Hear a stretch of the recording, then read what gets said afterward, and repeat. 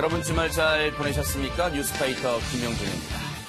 한일 정보보호협정 지소미아 관련 파국을 피한 지 며칠 되지도 않아 일본이 우리를 또 자극하고 나섰습니다. 우리는 신의 한 수였다고 자평했지만 일본 분위기는 180도 다릅니다. 일본이 양보한 것은 아무것도 없다. 일본의 완승이다. 이런 말이 일본 언론을 통해 나오고 있습니다. 당장 청와대는 일본이 사실을 왜곡하고 있다면서 해볼 테면 해보자는 강경 분위기입니다.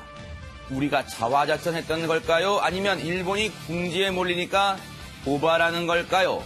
그마저도 아니면 정말 우리가 모르는 속사정이 있는 걸까요? 어찌됐건 문재인 대통령의 골치가 또 한 번 아플 것 같습니다. 11월 25일 월요일입니다. 뉴스파이터 본격적으로 시작해 보도록 하겠습니다.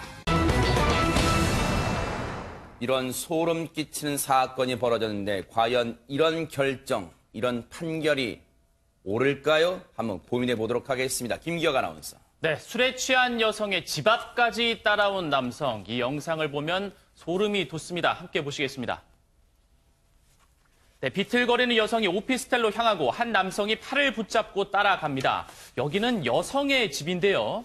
이 여성이 남성을 뿌리치고 문을 열고 들어가려고 하자 옆에 있던 남성이 문을 붙잡고 무언가 이야기를 건넵니다.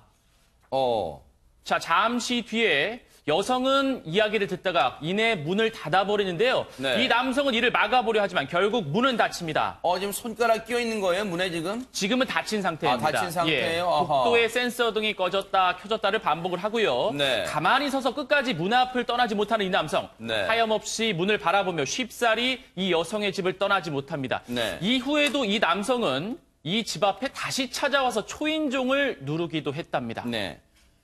혹시 최단비 변호사님, 헤어지기 뭔가 아쉬워하는 연인의 모습이었습니까? 저 CCTV가 어떤 사람들이었습니까? 그렇지 않습니다. 저 남성과 여성은 안면이 전혀 없는 사이였습니다. 아하.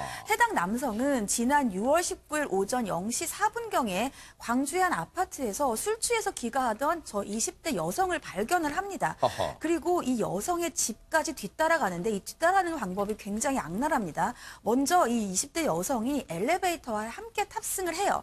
그리고 다른 탑승객이 모두 내리고 네. 여성이 혼자 나올 때까지 기다렸다가 아하. 여성이 내려서 집으로 가니까 마치 이웃 주민이거나 아는 사람인 척 행세를 하면서 이 술에 취한 여성을 부축을 해서 집까지 데려가서 집 앞으로 접근을 합니다. 그리고 여성이 출입문 비밀번호를 누르고 집 안으로 들어가려고 하자 네. 앞서서 영상에서 보신 것처럼 자신의 왼손을 문과 벽 사이에 일단 밀어 넣고요. 아이고. 오른손으로 문고리를 잡아서 여성이 문을 닫지 못하게 하는 겁니다. 네. 그럼에도 불구하고 여성이 문을 닫는 데 성공을 했죠, 다행히. 네. 그런데 저 여성이 비밀번호를 누를 때 그 옆에서 이 비밀번호를 지켜봤던 세상에. 거예요. 그래서 이것을 메모를 해둔 상태에서 건물 밖으로 나가서 건물 밖을 살핀 뒤에 다시 돌아와서 아하. 이 여성이 잠들었는지 확인하기 위해서 초인종을 눌렀던 겁니다. 네.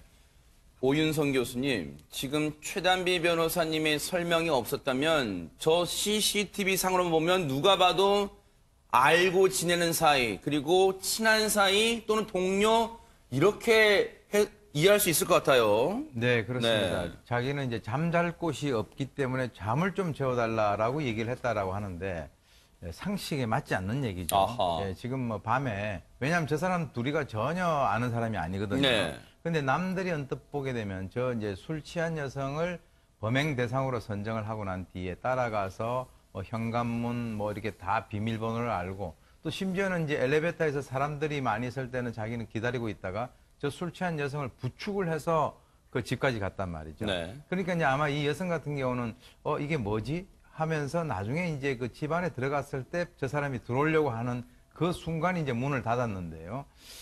성적 목적을 감추기 위한 어설픈 변명에 불과하다 이렇게 저는 보고요. 네. 상당히 좀 교활한 그런 면이 있어요. 네. 지금 이제 범행 수법 중에서 부축배기라는 게 있습니다. 네. 그건 주로 남성들을 대상으로 해서 술 취한 남성들을 해서 옆에서 부축하는 척하면서 거기서 이제 지갑을 빼는 그 수법인데 네.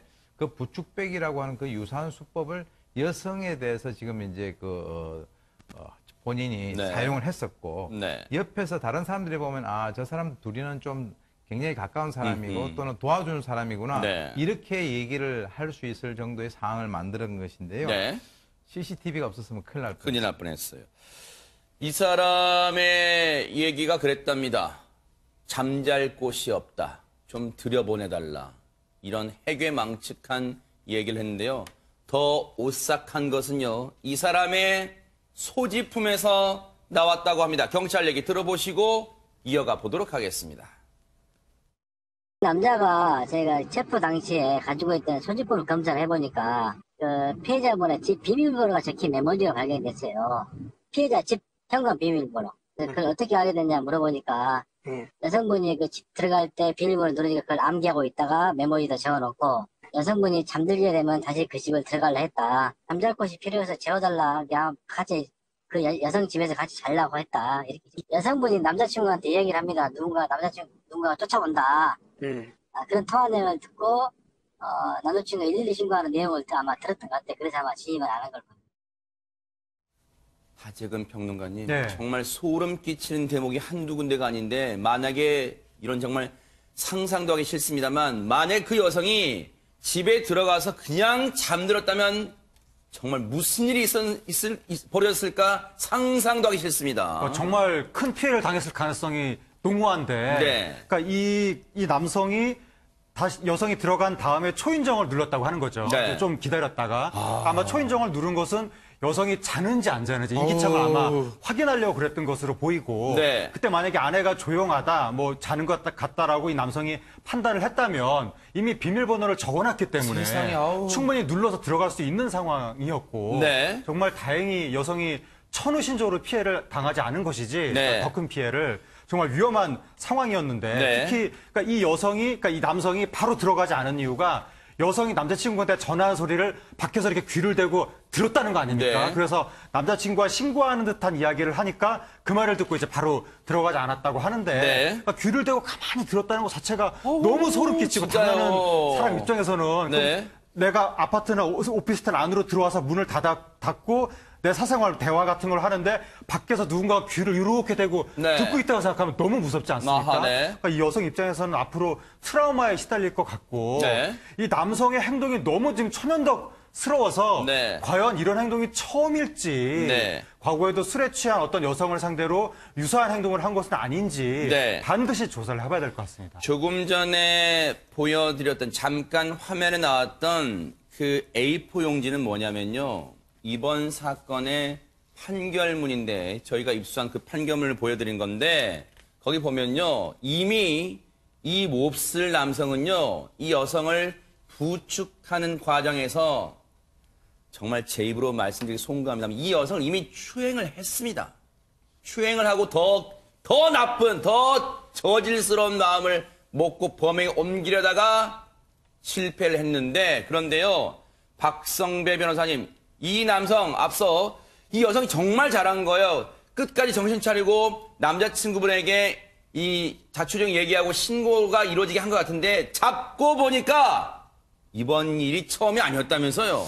이 사건에서 이 남성이 이미 저질렀거나 신고가 이루어지지 않았으면 저질렀을 것으로 예상되는 동종의 범행을 이미 여러 차례 반복해 왔습니다. 아하. 먼저 지난 5월에는 한 원룸에 잠기지 않은 창문을 통해 주거에 침입을 합니다. 네. 그리고는 현금 30만 원이 들어있는 돼지 저금통을 가지고 나갑니다. 아하. 주거 침입 절도죠. 네. 그리고 지난 5월 25일에는 한 PC방에 들어가 총호벌이 혼자 있는 것을 발견하고는 수면제 성분이 든 자양강장제 음료를 마시게 합니다. 총호번이 이를 마시고 의식을 잃자 총호번 주머니에 들어있던 현금 3만 5천 원과 자신의 범행이 찍혀 있다고 생각했는지 그곳에 설치된 시가 100만 원 상당의 CCTV까지 가지고 갑니다. 특수강도죠. 네. 그리고 지난 5월 30일에는 술에 취해 걸어가고 있는 45세 여성을 발견하고 뒤따라갑니다. 그 과정에서 2회에 걸쳐서 껴안고요. 계속해서 피해자의 왼손을 잡고 오른쪽 어깨를 감싸는 등의 행동을 하는데 강제추행이죠. 이런 동종의 범행을 여러 차례 반복해온 사실이 드러났습니다. 정말로요. 오윤성 교수님 오싹합니다. 이건 진짜 질이 낮은 인간이 있어요. 그런데 여기 보세요. 이 사람 뭐 하는 사람이 수면제 성분이든 자양강장제까지 준비하고 다닙니다. 지금. 굉장히 범죄성이 높은 사람으로 보입니다. 그리고 이제 그 이번에 아마 이 사건이 이제 6월 19일 날 발생이 됐는데 네. 이 사건 때문에 경찰이 조사를 하면서 그 이전에 있었던 그 여죄를 밝혀낸 것으로 보이는데 네. 저는 좀 주목을 하는 것이 5월 달 그리고 5월 25일, 5월 30일에서 세 차례 그리고 6월 19일 하니까 굉장히 범죄를 벌이는 그 범행 주기가 짧아지고 있어요. 아하, 네. 그러니까 이 사람 같은 경우는 이번에 만약에 이제 그 제대로 체포를 하지 않았더라면 또 다른 피해가 발생될 수 있는 그런 가능성이 굉장히 그래요. 높다라고 보고요. 네. 그리고 이제 이 사람 같은 경우는 성적으로 상당히 잘못 입력이 돼 있는데 자기가 돈이건 또는 여성이건 자기가 목표로 하는 것에 대해서는 수단과 방법을 가리지 않고 뭐 음료수에다가 그 수면 유도제를 타서 먹인다든지 네. 아니면 술을 취한 사람을 따라가서 옆에서 이제 도와주는 척 하면서 범행을 한다든가 여러 가지 이런 것들이 누적이 되게 되면 네. 이것이 나중에 아주 극단적으로 나쁜 그런 결과를 갖다가 우리가 예상을 할 수 있기 때문에 네. 이번 기회에 체포가 된 것은 굉장히 좀 그러니까. 다행스럽게 생각을 합니다. 네. 결국 이 남성 이 몹쓸 짓을 한 죄로 재판에 넘겨졌는데 재판부의 판단은 뭐였을까요? 최단비 변호사님. 네, 법원은 강제추행과 주거침입 또 특수강도 등의 혐의로 기소된 이 남성에게 징역 4년을 선고했고요. 여기에 더해서 40시간의 성폭력 치료 프로그램 이수와 아동청소년 기관 및 장애인 복지시설에 3년간 취업 제한을 명령을 했습니다. 네. 또 판결 이후에서 한 달 정도의 기간에 다수의 피해자를 상대로 범행을 벌였다. 이러한 범행의 수법과 계획성이 그 죄질이 매우 좋지 않다라고 판단을 내렸는데요. 네. 이 남성 같은 경우에는 한 달 새에 여러 건의 범행이 있었기 때문에 징역 4년이 선고가 된 거예요. 만약에 다른 범행이 밝혀지지 않았고 우리가 오늘 보고 있는 이 영상만 밝혀졌다라고 한다면 과연 이 남성이 이렇게 실형을 선고받을 수 있었는지 하하. 여전히 사회를 배회하고 있지는 않을지 사실 이런 생각이 들었던 판결이었습니다. 그러네요. 그런데 여기서 주목해 볼 부분이 또 있습니다. 박성배 변호사님, 이 사람에게 적용된 혐의가 보니까 강제추행, 주거침입, 특수강도 등의 혐의는 있는데 성폭행 미수 혐의는 빠져 있습니다. 이유가 있습니까 혹시? 이 사건에서는 검찰이 성폭력처벌법상 주거침입 강간미수 혐의를 적용하지 않았습니다. 우리가 쉽게 떠올릴 수 있는 서울 신림동 CCTV 사건에서는 술에 취한 여성을 뒤쫓아가고 문이 닫히지 않도록 시도했던 그 남성에 대해서 네. 검찰이 성폭력처벌법상 주거침입 강간미수 혐의로 기소를 했죠. 비록 재판부가 주거침입 강간미수 혐의에 대해서는 무죄를 선고하고 주거침입 혐의만 유죄를 선고했습니다만 징역 1년의 실형을 선고한 바가 있습니다. 그런데 이 사건과 그 신림동 CCTV 영상 사건에서는 일부 차이가 있는 게 사실입니다. 검찰이 판단하기에는 이 사건에서는 단순히 잠잘 곳이 없다, 재워달라고만 하고 3분간 버텼을 뿐 성폭력처벌법상 주거침입 강간 미수가 적용될 만한 성폭력 실행의 착수에 해당하는 폭행 협박이 없다고 판단하고 아하. 애초에 성폭력 부분은 제외하고 주거침입 부분만 기소를 한 것으로 추정됩니다. 이 방송 보시는 분들 그런 생각하실 거예요. 아니 그러면 우리의 법이 과연 정말 우리를 위한 걸까? 꼭 무슨 나쁜 일이 벌어져야만 처벌한단 말일까? 이런 생각도 하실 것 같습니다. 정말로 여성들이 안심하고 살 수 있는 사회 아직도 먼 건가요? 정말로 분노가 치미는 그런 사건이었습니다. 어릴 때 책 과목 중에 학교 과목 중에 바른 생활 있었잖아요. 그 바른 생활을 반드시 다시 한번 배워야 될 사람이 있습니다. 최단비 변호사님. 네, 지난 2015년도에 한 유흥업소에서 있었던 일입니다. 손님으로 이 유흥업소를 찾았던 남자 의사가 그 유흥업소의 40대 여종업원과 술을 마셨는데요. 네. 이후에 이 여종업원 남성이 유부남이고 또 의사라는 사실을 알게 됩니다. 아하. 그리고 이것을 이용해서 이 남성의 돈을 가로채기로 마음을 먹게 됩니다. 네. 그런데 단순히 그날 최단비 변호사님 이 의사라는 손님과 그 40대 여자 종업원이 술만 마신 건 아니었나 봅니다. 네, 이 여성의 협박 내용을 보면 어떤 일이 있었는지 네. 아실 텐데요. 그날 이후로 몇 개월이 지난 2016년 2월에 이 여종업원이 의사에게 문자를 보냅니다. 만약에 500만 원을 주지 않으면 직장과 가족의 성관계 사실을 알려서 허허. 사회에서 매장해버리겠다라고 수차례 전화도 걸어서 같은 취지로 협박을 했고요. 네. 의사는 사실 그걸 기억하고 있지 못했어요. 네. 그래서 까마득하게 잊고 있다가 이 협박 문자를 받고 화들짝 놀라게 됩니다. 네. 그런데요, 뉴스파이터에서 이런 비슷한 사건 다루다 보면 최단비 변호사님 이런 협박이 한 차례만 끝나지는 않더라고요. 그러니까 첫 번째 협박에서는 이 남성이 바로 다음날 공원에서 이 여성에게 500만 원을 줬어요. 실제로 줬어요. 아이고. 그러니까 이게 끝난 일인 줄 알았는데 아하. 말씀하신 것처럼 끝이 아니었던 거예요. 8개월이 지나서 이 여성 다시 돈이 궁해집니다. 이래서 남성에게 전화를 걸어서 이번에는 600만 원만 빌려달라. 빌려주지 않으면 직장과 가족에게 성관계 사실을 알리겠다라고 또 똑같은 협박을 했고요. 이 남성은 일하는 병원 근처의 커피숍에서 이 여성을 만났고 여성이 계속해서 돈을 요구하자 결국 계좌로 600만 원을 송금합니다. 이미 지금 넘어간 돈, 겁내준 돈만 해도 1,100만 원입니다. 그런데 오윤성 교수님, 정말 이 몹쓸 생각을 한 40대 여자 종업원 입장에서는 의외로 쉽다. 협박이란 게 이렇게 그냥 되는 거구나. 혹시 이런 생각했을까요? 네, 이제 속된 말로 우리가 코가 껴있다라고 하는 그런 표현을 쓰죠. 네. 그런데 이제 요즘에 이제 돈벌이가 얼마나 힘듭니까? 돈 벌기가 상당히 힘든데 본인의 입장에서는 이게 그야말로 도깨비 방망이죠. 네. 돈 나와라 뚝딱 그러면 500이 나오고 돈 나와라 뚝딱 하면 600이 나오니까 아하. 이 여성의 입장에서는 본인이 힘들게 돈을 버는 것보다는 그렇게 해서 전화 한 통만 하면 그쪽에서 알아서 돈을 딱딱 송금을 해주니까 아주 정말 좋았을 거예요. 네. 그래서 이제 우리 전래동화에 보게 되면은 이 호랑이가 그 떡장수에게 떡 한 조각만 주면 안 잡아먹지 하는 거 있지 않습니까? 마치 네. 이제 그런 식으로 그러네요. 전화를 갖다가 해가지고 왜 그러냐면 처음부터 단추를 잘못 낀 거죠. 이 남성이 거기 가서 이제 성매매를 한 그 행위 자체. 그리고 이제 이 사람 같은 경우는 의사인데다가 유부남이기 때문에 이제 사회적으로 또는 가정적으로 매장을 당할 수 있다라고 하는 그런 두려움을 이 상대는 잘 간파를 해서 본인이 이제 나름대로 그렇게 한 것인데요. 결정적인 약점을 잡고 이러한 그 행위를 계속 할 수밖에 없는. 그래서 만약에 이번에 문제가 안 됐더라면 앞으로도 계속적으로 더 했을 가능성이 훨씬 더 크다 이렇게 봅니다. 그러니까요. 그렇다면 최단비 변호사님 이 두 차례 협박으로 이제 관계는 다 정리가 된 걸까요? 그렇지 않았습니다. 두 번째 협박 이후에 2년 5개월이 지난 어느 날이었는데요. 네. 이 여종업원이 이번에는 환자를 가장을 해서 의사의 진료실로 찾아갑니다. 대박 사건. 의사는 진료를 하고 있었는데 이 여성이 나타나니까 얼마나 깜짝 놀랐겠어요. 네. 당황한 의사에게 여종업원이 편지를 건넵니다. 어이구. 이 편지의 내용에는 의사의 SNS에 있는 딸 사진의 얘기 등을 하면서 협박을 했고요. 700만 원을 요구를 했습니다. 이 여성 이후에도 계속해서 같은 메시지를 보내면서 이 남성을 협박을 하는 것을 이어나갔습니다.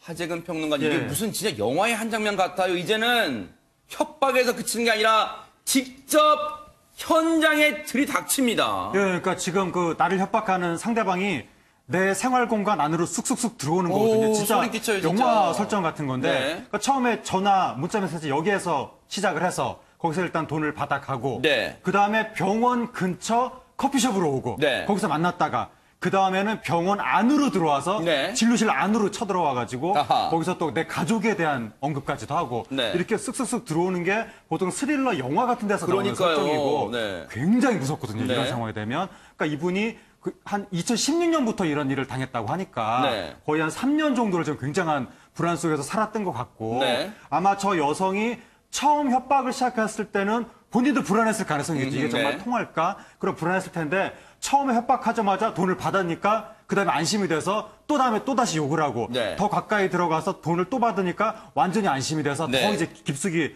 들어가서 또 돈을 요구하는 건데 네. 과거에 어떤 유명한 연예인이 협박을 받자마자 아예 응대를 안 하고 즉각 경찰에 신고를 해서 아하. 문제를 해결했었거든요. 네. 그러니까 이런 식으로 이렇게 쑥쑥쑥 들어오는 일을 당하지 않으려면 네. 처음 협박을 당했을 때 바로 좀 조치를 해야 될 것 같습니다. 네.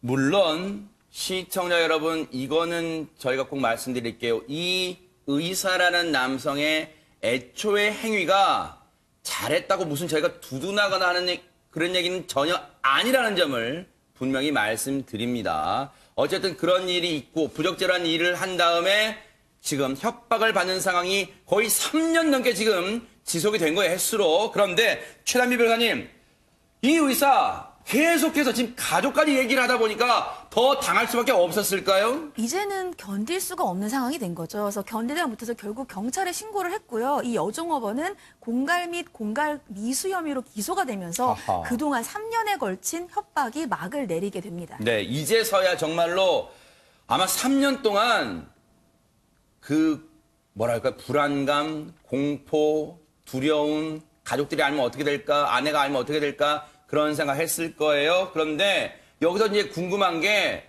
박성배 변호사님, 공갈 및 공갈 미수 뭐가 차이가 있나요? 혹시 어떤 점이? 사람을 공갈해서 재물을 취득하면 공갈이 되는 것이고요. 네. 사람을 공갈했지만 재물을 취득하지 못하면 공갈 미수가 되는 것이죠. 첫 번째, 두 번째 공갈 시에는 돈을 교부받았기 때문에 공갈자가 되는 것이고 세 번째는 공갈을 했지만 돈을 교부받지 못했기 때문에 공갈 미수가 되는 겁니다. 이 사안에서는 사실 징역 1년에서 2년 정도의 실형 선고가 예상될 만한 사안입니다. 네. 범행수법이 매우 불량한데 네. 피해자의 집이나 직장에 직접 찾아가기도 했고 네. 가족의 신변에 대한 구체적인 해악을 고지했다고도 볼 수 있죠. 그럼에도 불구하고 재판부는 실형을 선고하지 않고 징역 6월에 집행유예 2년을 선고합니다. 아하. 무엇보다도 피해자와 합의했다는 점이 중요한 감경 사유가 됐고요. 네. 아울러 피의자가 자백 후 반성하는 점, 동종 전과나 벌금형을 초과한 전과가 없는 점 등이 고려된 것으로 보입니다. 피해자와 합의했다. 결국 여기도 또 돈이 들어갔어요, 결국. 그런데 하지근 평론가님 그런 생각 듭니다. 이 여성은 집행유예, 실형을 선고받을 줄 법조계에서는 예상했습니다만 집행유예가 됐단 말이에요. 그러면 뭔가 구속이 안 됐어요. 그런데 이미 이 의사란 사람은 많은 걸 잃었을 것 같아요. 이 재판을 받는 동안 뭔가 가족들도 알았을 가능성이 있잖아요. 그럴 가능성이 있죠. 그러니까 이제 그 피해자 같은 경우에는 2016년부터 한 3년에 걸친 협박 기간 동안 그러니까요. 얼마나 불안했겠습니까? 네. 그 정신적인 피해라는 건 이런 말로 다 할 수가 없는 것이고 거의 네. 이건 금전으로 환산이 안 되는 것이고 네. 그다음에 일이 이렇게 커졌기 때문에 아마 그 가족을 비롯해서 주변 지인들이라든가 직장에서도 알게 됐을 가능성이 높거든요. 네. 그럼 뭐 가정 내 스트레스라든가 아니면 또 사회적인 평판이라든가 이런 게 굉장히 심각하게 무너졌을 가능성이 있고 지인들 사이에서 한번 소문이 나기 시작하면 네. 사실 이게 회복이 되기가 어려운 건데 그런 일을 당한 그 가해자한테 그 결국 이 처벌이라고 하는 것이 집행유예가 내려졌다고 하면 네. 너무 손방망이 처벌이 아니냐 네. 뭐 이런 생각을 할 수밖에 없을 것 네. 같습니다. 우리 뉴스파이터를 통해서 이제 공개 구원을 여러 차례 했던 김기영 아나운서는 만약에 이제 결혼을 하고 나서 친구들이 야, 기분도 좋은데 우리 술 한잔 하러 가자라고 이제 만약 이런 비슷한 유흥업소 가자 그러면 절대 안 갈 거죠? 그럼요. 일단은 제가 뭐 한마디로 정리를 해드리겠습니다. 네. 유흥업소의 사행시를 좀 해보도록 그럴까요? 하겠습니다. 운을 띄울까요? 예, 운 한 번만 띄워주시기 자, 바라겠습니다. 유부남입니다. 흥! 흥은 나지만 그런데 갈 수는 업! 업소 한 번에 갑니다. 업소! 네, 진행을 하도록 하죠. 이거 저는 조금 골탕 먹으려고 했는데 점수가 또 쑥쑥 올라갑니다. 네. 그래요. 하여튼 감사합니다. 김기영 아나운서 같은 그런 어떤 약속을 끝까지 지키는 그런 남성들이 많았으면 하는 바람입니다.